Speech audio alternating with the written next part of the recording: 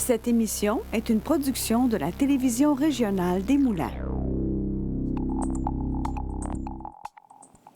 Bonsoir, mesdames et messieurs, et bienvenue à cette 150e émission de Vue d'ici. Face à des besoins en santé, en éducation et en services sociaux en croissance, 5 fondations d'ici s'unissent pour démystifier le don planifié. On en parle avec une représentante de la Fondation Santé Sud de Lanaudière. En seconde partie d'émission, on discute de la situation des aînés avec l'AQDR et d'une décision récente de CIS de Lanaudière quant à l'aide à domicile qui leur sont offerts. Restez avec nous car ça commence maintenant.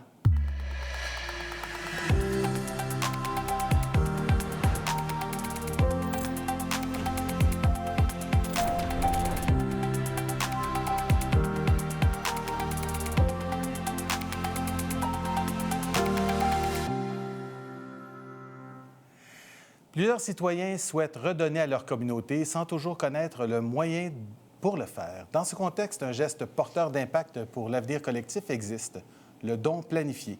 Pour en parler, nous recevons Isabelle Tremblay, directrice générale de la Fondation Santé Sud de Lanaudière. Bonsoir, Madame Tremblay. Bonsoir, merci beaucoup de m'accueillir aujourd'hui. Ça me fait plaisir. Isabelle, on se connaît. On risque de passer au-dessus au cours de la rencontre et on ne sera pas froissé par ça. Tout d'abord, peux-tu me parler de la mission de la Fondation?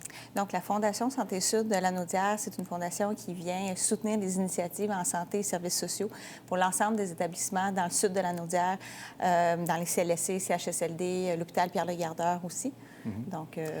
Donc, vous tenez des activités de financement qui permettent, on va parler du don planifié, mais différentes activités qui vous permettent de financer un certain nombre de projets qui vous sont soumis, c'est ça? Oui, on a des projets qui sont au niveau, entre autres, de l'équipement, de l'aménagement aussi des espaces, des projets de mieux-être.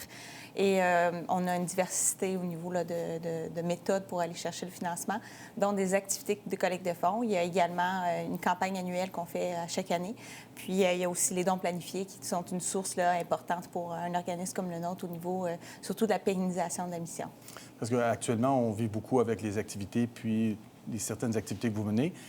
Puis, étant toi-même une experte en philanthropie, donc ça fait combien d'années que tu travailles dans ce domaine-là? Au-dessus d'une quinzaine d'années. Quinzaine d'années.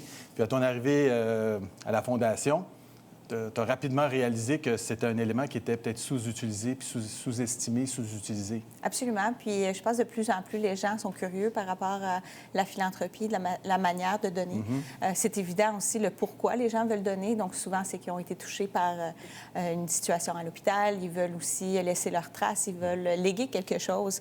Donc au niveau des dons planifiés, c'est davantage dans ce sens-là qu'on veut aller également. Mais comment le faire?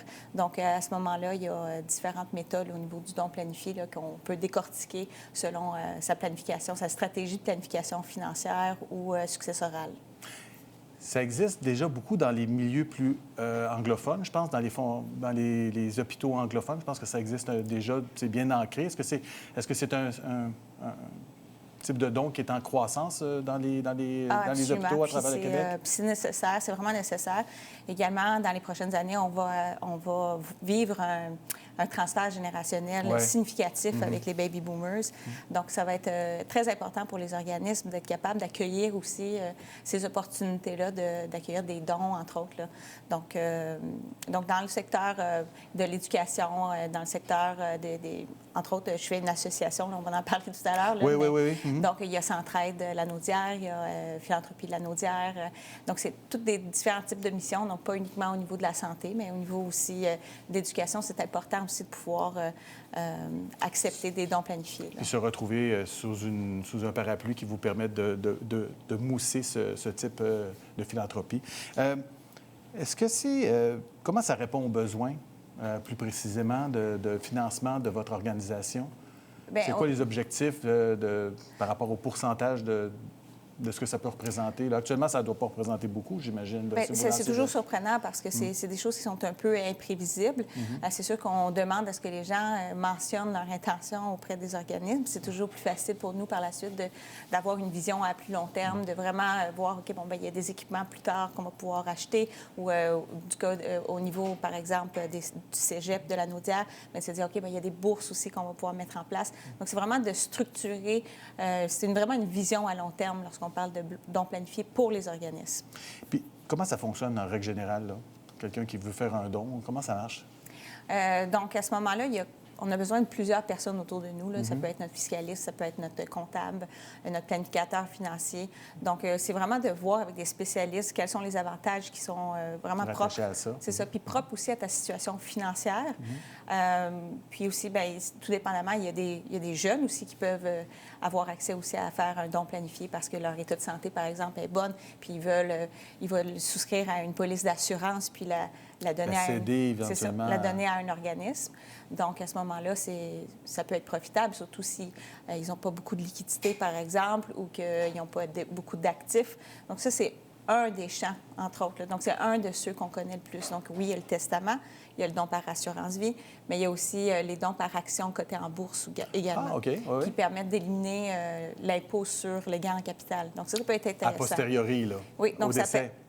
Non, pas au décès. C'est à partir du moment qu'on transfère les dons à la Fondation, des actions à la Fondation, à ce moment-là, on les vend de façon immédiate sur le marché. Puis le gain en capital n'est pas imposé. Ah, c'est ça, OK. Oui. Donc, ça permet de faire un don qui est un petit peu plus grand que normalement. Oui. Puis c'est un mythe que donc c'est accessible un peu à tout le monde. Absolument. Donc, c'est un mythe que c'est juste des grandes fortunes, là, les Molson de ce monde là, qui peuvent faire ça. Lorsqu'on regarde, par exemple, à un don planifié qui est au niveau d'un testament, bien, on peut choisir que c'est un petit pourcentage. On pourrait dire, OK, 5 de mon patrimoine, ou on pourrait dire un montant spécifique. On peut choisir une cause, alors qu'on peut aussi choisir 3-4 causes dans notre testament.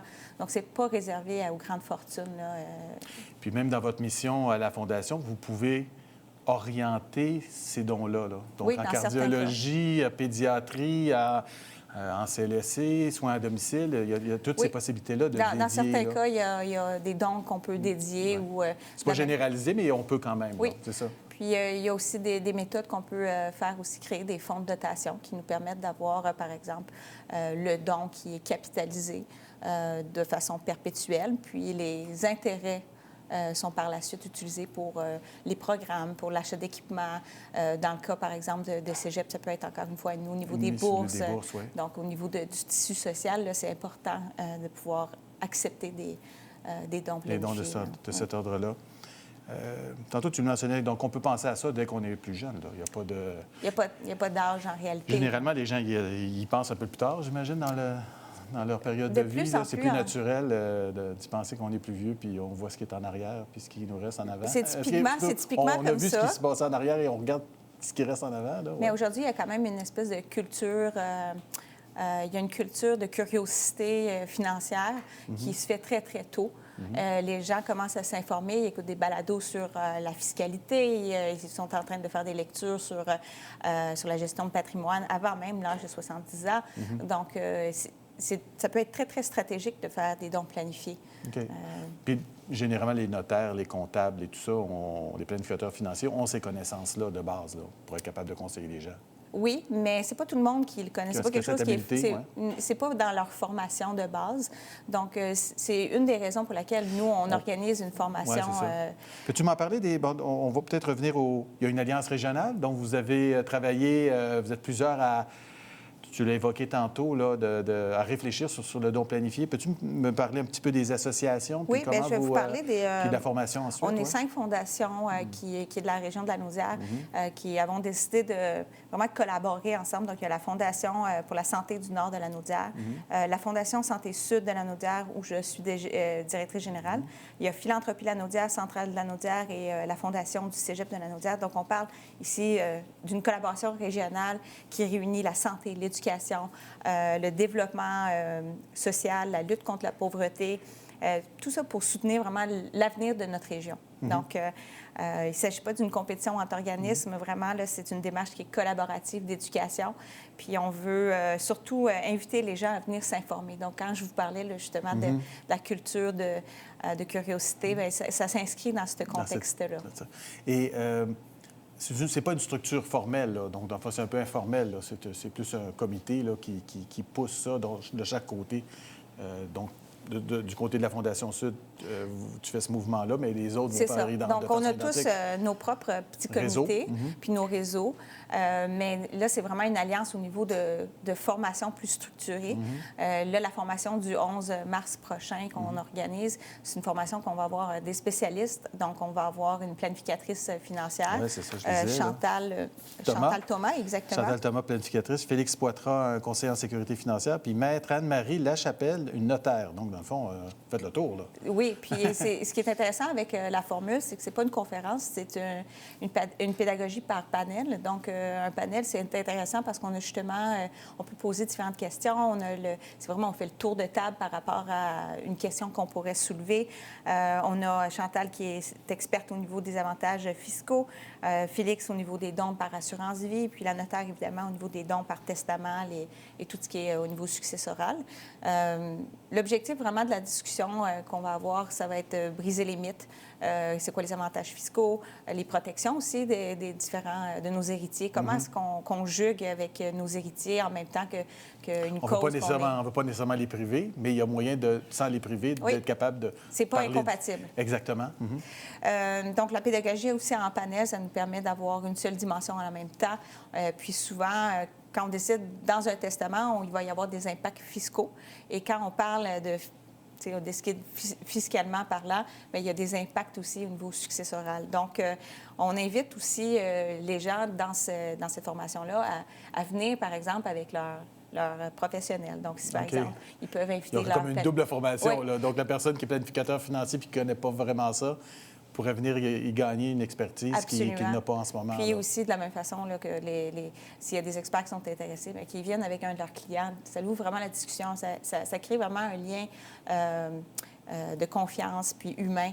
Et je pense que c'est vraiment des cordes additionnelles à leur arc. Puis c'est pas vos 3 professionnels ne sont pas là pour cacher leurs informations. Là. Ils sont vraiment là pour partager leur expertise avec la population, mais aussi avec les autres professionnels. Là. Exactement. C'est une réunion qui est gratuite, j'imagine? Ah non, il y a un petit coût, là. Il y a un petit coût de 25 par personne, c'est ça? Ça se tient le mercredi 11 mars? C'est en soirée. En soirée? C'est au cégep de Lanaudière à l'Assomption. À l'Assomption. Donc, les gens peuvent se rendre. L'inscription, par contre, est obligatoire. Hein? Je pense qu'il y a oui, exactement. Comment est-ce qu'on peut se Ça peut être sur n'importe quel de nos sites web des différentes fondations. On a tout affiché ça directement sur notre site Internet. Peux-tu les répéter juste pour que les gens l'enregistrent? Oui. Donc, il y a Fondation pour la santé du Nord de Lanaudière. Donc, ça, c'est celui qui sert plus l'hôpital de Joliette et tous les Sud de Nord. Il y a la Fondation Santé Sud de Lanaudière, Philanthropie Lanaudière, Centraide Lanaudière et la Fondation du cégep de Lanaudière. Centraide. Et le dernier? C'est la Fondation du cégep de Lanaudière. Cégep de Lanaudière, OK, qui chapeaute les trois campus, là, en ce moment. OK. Il nous reste 1 minute. Est-ce que tu as peut-être un petit mot de conclusion à dire à tes généreux futurs donateurs, un appel d'être ouvert à ça? Exactement. Je pense que c'est vraiment d'y aller avec votre intuition puis votre curiosité. C'est vraiment une formation qui est ouverte à tout le monde, puis qui est vraiment pour permettre de développer davantage ses connaissances au niveau du don planifié, puis finalement soutenir Lanaudière. Hein? Oui. Puis ce qu'on réalise aussi, c'est qu'on peut servir à développer nos services. Il faut y aller avec cœur, hein? C'est de la générosité. Hein? On sert notre prochain avec cette initiative-là. Oui. Hein? Bien, merci beaucoup, Isabelle, ça me fait plaisir. de ta visite. On l'apprécie beaucoup d'avoir présenté un peu cette expertise-là. Ça me fait plaisir. On invite les gens à en prendre connaissance. Donc, en seconde partie d'émission, nous recevons un représentant de l'AQDR national du Québec qui va venir nous parler de la situation des aînés et des services de soins à domicile qui leur sont offerts. On en parle après la pause.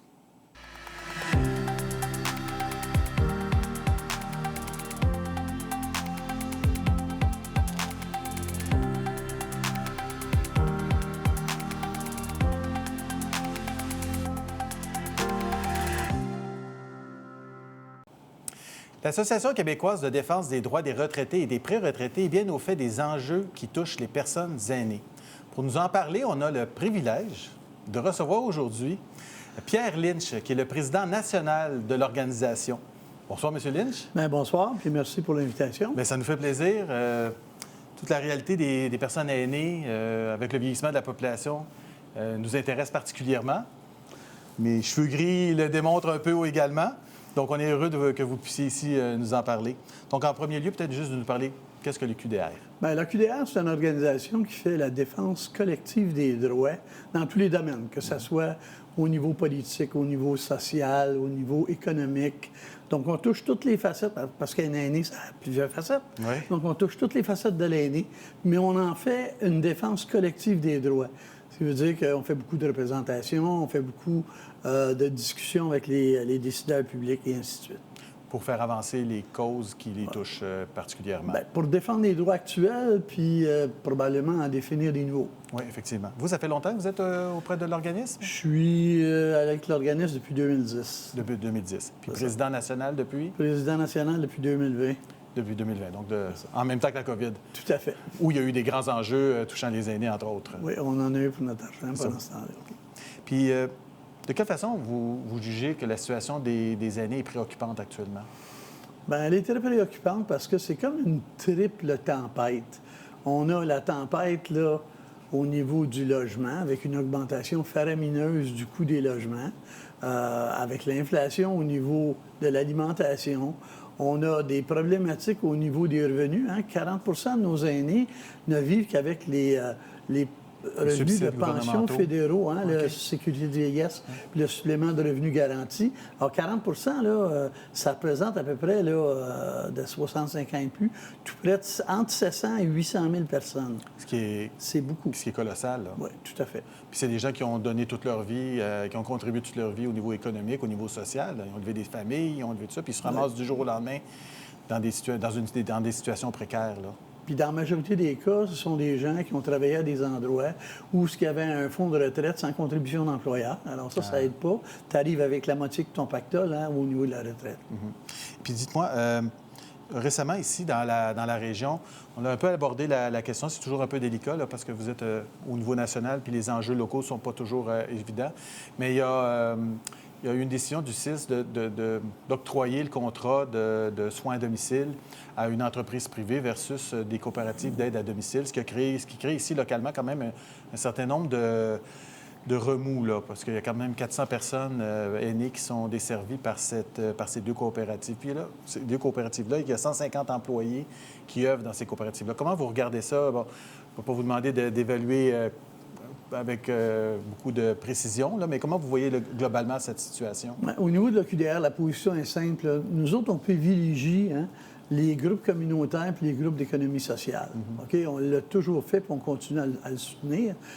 Malheureusement, vous connaissez la situation financière actuellement, puis toutes les situations dans lesquelles probablement les ministères insistent sur le plus bas soumissionnaire.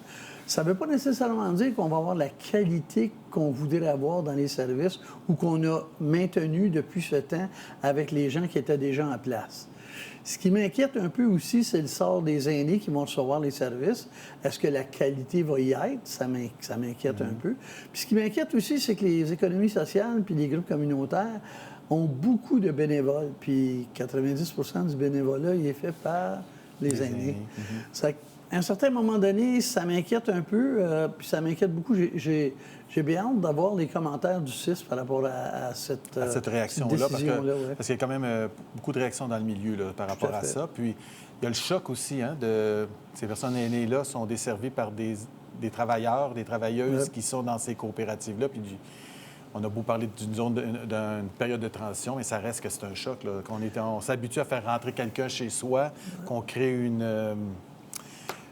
on dirait ça, des amitiés, même à la limite, là. Vous savez, à toutes les fois qu'il y a un changement chez les aînés, c'est le pire des problèmes. Ouais. Chez les aînés, là, c'est de l'incertitude.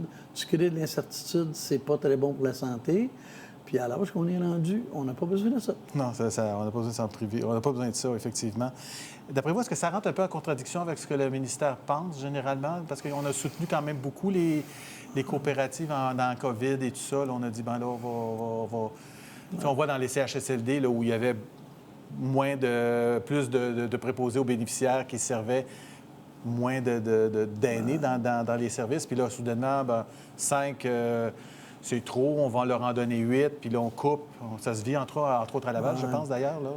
Ce sont des situations qui sont, comment est-ce que je pourrais vous dire ça, très instables. À un moment donné, à cause de la COVID, on a connu beaucoup d'instabilité, puis on dirait que ça s'est poursuivi par la suite au niveau des décisions qu'on prend, au niveau des décisions, surtout économiques. Là. Fait que j'aimerais bien avoir une discussion avec les gens là, du CIS, de la Naudière, pour comprendre un peu pourquoi ils se sont orientés vers ça. Puis, je voudrais que les regroupements ici, dans la région, fassent un suivi auprès des services, parce que là, les personnes avec lesquelles il y avait des services à tous les jours, là, bien, ça ne sera plus les mêmes. Là. Ça fait que ça va changer la donne. Donc, un suivi est nécessaire. Puis on réalise, on parle beaucoup de santé mentale, d'anxiété et tout ça, puis on généralise ça chez la population plus jeune. Hein? Bon, on dit qu'ils sont anxieux, mais on réalise que c'est un peu social. Hein? C'est dans tous les niveaux. Puis donc, la fragilité des aînés dans leur situation financière ou leur situation personnelle, c'est la perte d'un conjoint, d'une conjointe. Bon, il y a différentes choses qui peuvent arriver dans la vie. Ils vivent cette anxiété-là, eux autres également. Là. Oui. Puis, plus il y a de l'anxiété, puis plus ça a un impact sur leur santé. Puis, à un certain moment donné, hein, c'est une chaîne, ça. Là. Fait qu'il faut faire bien attention, puis il faut se rappeler qu'à un moment dans notre vie, là, on va tous être un aîné. Oui, c'est sûr. On arrive assez vite, d'ailleurs. Tout à fait. Plus largement, là, quels sont, d'après vous, tantôt on a parlé des défis que les aînés, vous avez parlé du logement. Oui. Vous m'en parler un petit peu plus de cette situation-là? Bien, à l'OQDR, on a 4 enjeux présentement. Le logement en étant un, la santé, service à domicile, hein, ou maintien à domicile. Ce dont on a évoqué tantôt. Le transport, hein, pour permettre d'éviter l'isolement. Et le revenu.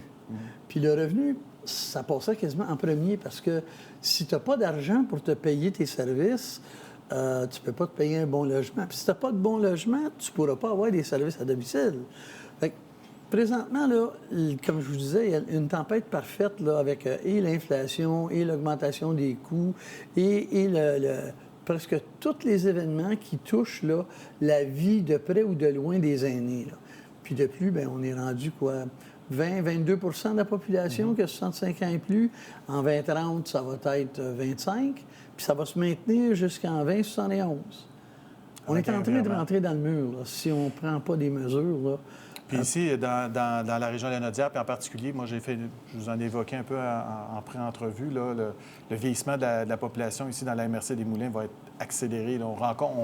On réalise qu'il va y avoir beaucoup de gens seuls qui vont occuper des logements. Donc, des gens seuls qui occupent des logements, bien, ça prend plus de logements, puisque quand on est en couple, ça prend un seul logement. Si on est tout seul, ça en prend plus. Donc, ça crée une espèce d'inflation aussi au niveau des prix des logements. Tout à fait. Puis on a tout souligné ça. On a déposé notre mémoire prébudgétaire auprès du gouvernement là, le 14 février dernier, dans lequel on a souligné ces 4 points-là. Puis on a indiqué qu'il y avait des mesures à court terme à être prises et des mesures à long terme. À court terme, là, les mesures, là, on leur a donné une série d'enjeux avec une série de solutions qu'ils peuvent choisir là-dedans.